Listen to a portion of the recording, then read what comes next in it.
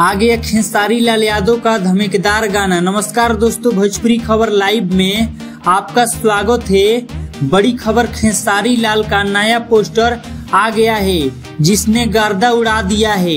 खेसारी लाल के नए गाने कमरिया पीर का पोस्टर देखिए, उनका नया लुक कितने शानदार है।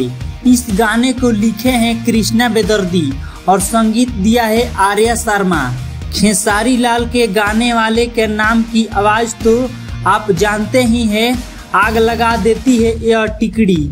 इस गाने को सुपर डुपर हिट बनाने वाली ऐसे भोजपुरी इंडस्ट्री में हर कोई कह रहा है। तो दोस्तों, खेसारी लाल के इस गाने के और पोस्टर आपको कैसा लगा, हमें कमेंट में अपनी राय जरूर बताइएगा।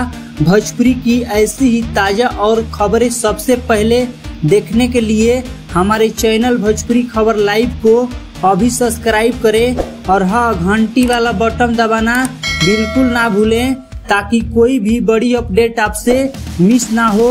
मिलते हैं अगली वीडियो में, तब तक के लिए जय भोजपुरी।